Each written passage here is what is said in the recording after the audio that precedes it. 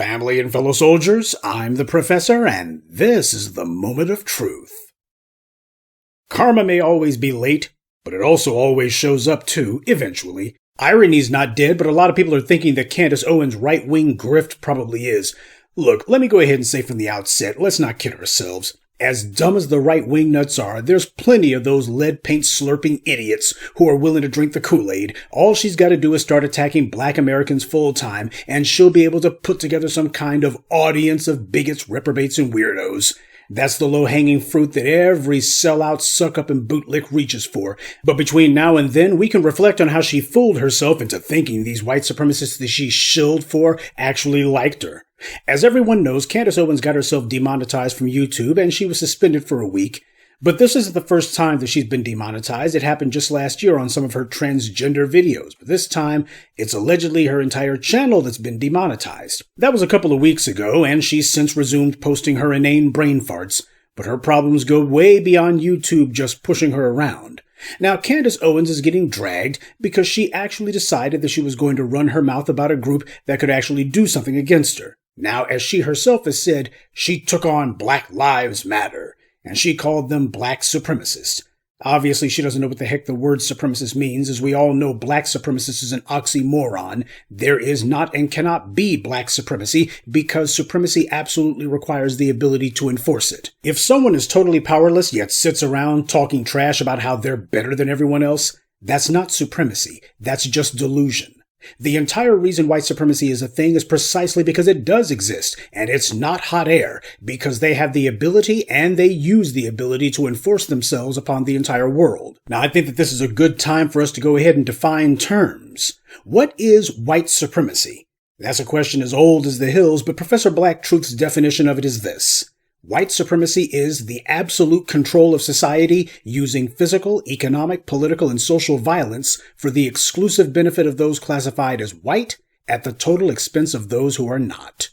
Now, obviously, in practical terms, instead of saying those who are not, we could and should instead simply say at the total expense of black people because we're the only ones who have ever been on the business end of white supremacy's violence.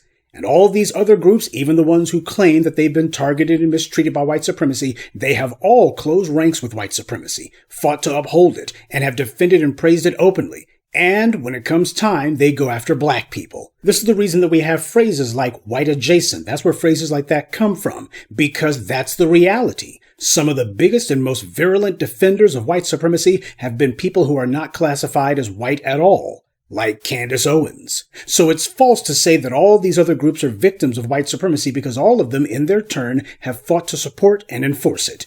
There's a lot of people who openly support white supremacy or at the very least are boldly sympathetic to it. They either fight to enforce it or give a wink and a nod to those who do.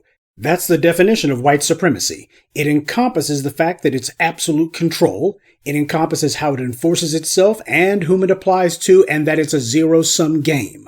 White supremacy does not merely want power, it also demands and uses violence to enforce its requirement that black people have no power at all. So Candace Owens has criticized what she calls Jewish radicals, but then she went a step further and said that the Jewish community needs to call them out. So she denounced the Netanyahu regime and even wagged her finger a little at the Jewish community for not standing against extremists in their midst. And why not? She made a career out of attacking black people full-time with every bit of venom and aggression that she could. So she figured if she gently and politely rebuffed a non-black group, the bootlicks above all others know the rules of racism. She figured that if she just went ahead and bit her tongue a little bit, if she just went ahead and phrased it a little bit nicely, then she could go ahead and do it and not be penalized for it. Or so she thought. You could practically count the seconds before the predictable shrieking of anti-Semitism began. YouTube immediately put a strike on her channel, suspended her ability to post videos. It was her Kanye West interview, which has been up for a long time now, that was used as the pretext. But after her interview on Piers Morgan, it's suddenly been deemed as hate speech, and now YouTube wants to issue her a strike for that. Clearly, she was the victim, if it can be called that, of a flag campaign, but then again, she had no problem when you had the white right inventing laws to go after people for books in children's libraries.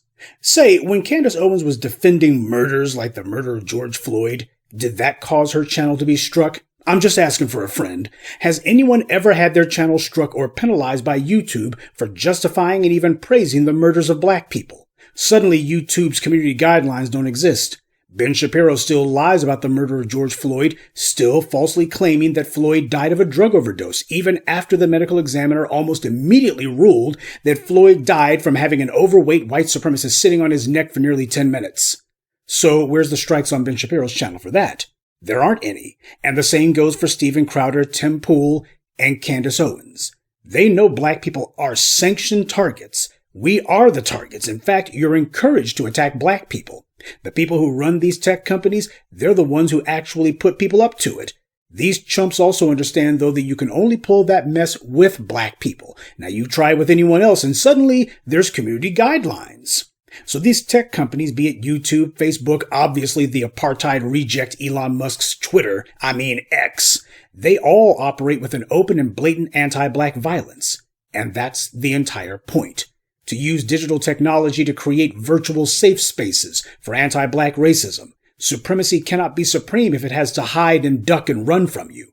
Of a necessity, it must be blatant and in your face and egregious. That's the entire point. It cannot be supreme without those qualities. The beneficiaries of white supremacy know full well that they didn't earn their position in the world.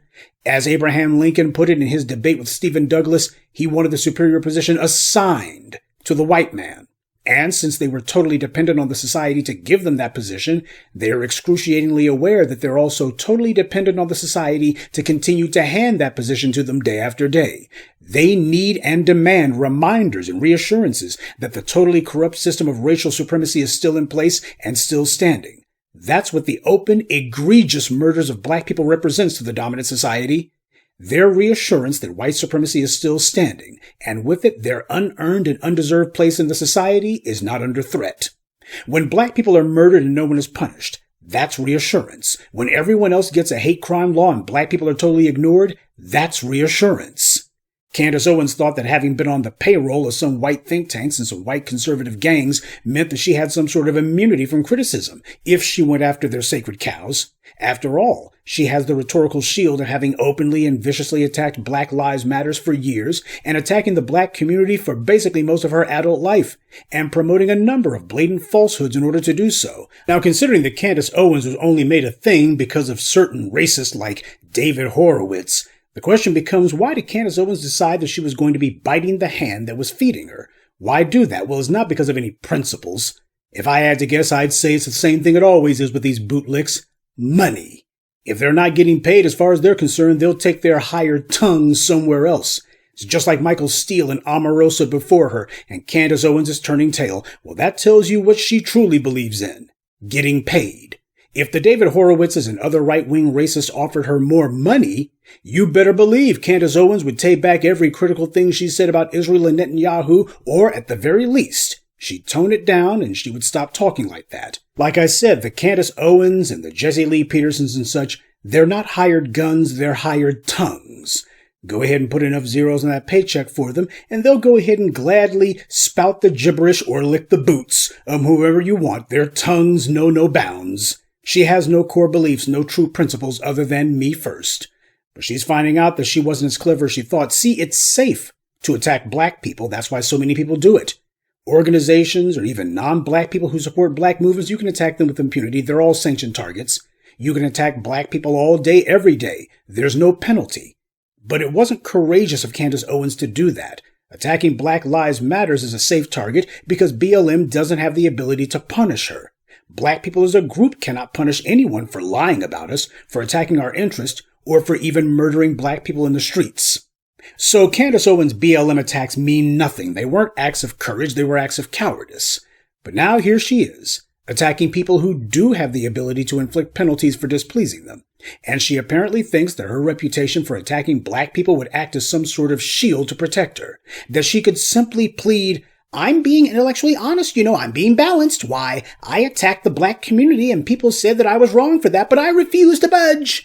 And she thought that that would make these non-black groups say, well, it's not like she hasn't harshly assailed the black community, That's why she brought up the totally unrelated BLM criticism that she spouted, because she thought invoking that would protect her from reprisals.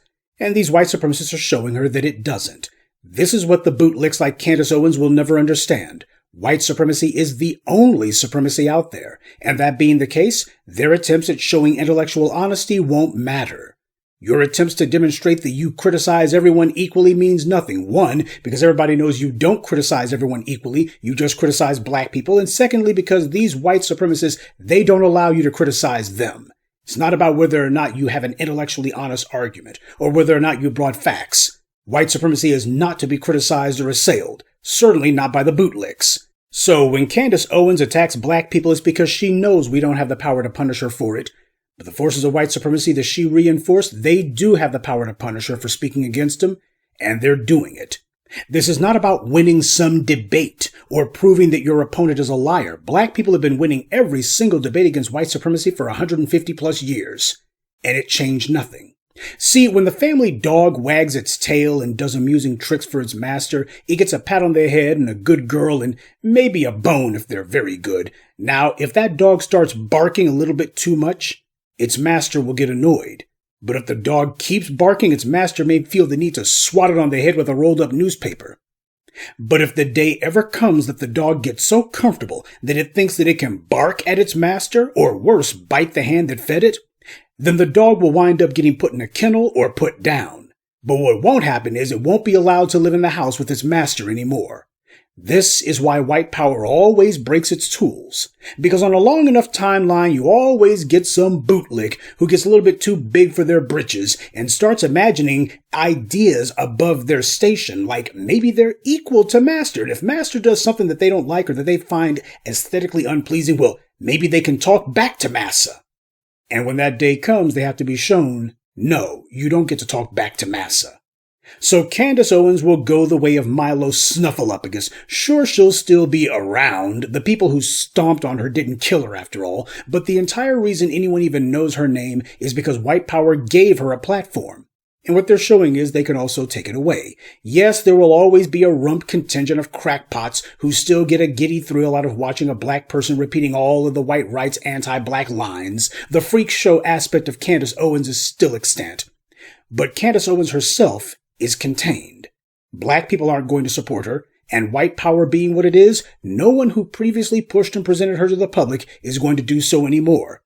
Some people may be thinking, man, she would still be on that racist right-wing gravy train if she hadn't gotten too mouthy for her own good. Actually, not for much longer, I would bet. That conclusion ignores basic history. White power has no long-term plans for any of its tools. None of the racists who were pretending to praise her actually liked her. They couldn't stand her. She was a useful idiot. She was of use. And they couldn't stand having her around and were only too glad to finally be able to say openly what they've always thought of her. And make no mistake, if it wasn't this, it would have been something else. We've seen plenty of bootlicks on the right, but mostly on the left, who have gotten thrown out and gotten their pink slips for far less than this.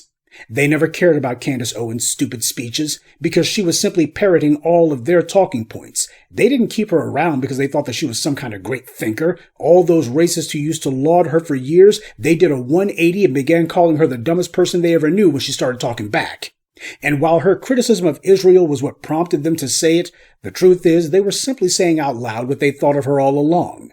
Candace Owens' job was and remains to be the Negro who will say all the foul anti-black stuff that the David Horowitzes know they can't get away with. That's it. She's there to be their crash dummy. But this dummy tried to get smart, and now they're showing her what they always thought. Candace Owens seems to be shocked by all this, but of course the black community's been saying this since day one. However, when you're an ego-driven fool, you always wind up the last to know. Good day, and be one. I'd like to take a moment to mention some of our contributors. Anthony Pollard, Satoshi, Camptown, Texas, Morris Bodden, and Richard Griffith. Salute to them and thank you to everyone for listening, liking, and sharing this message. Black empowerment only exists because of you.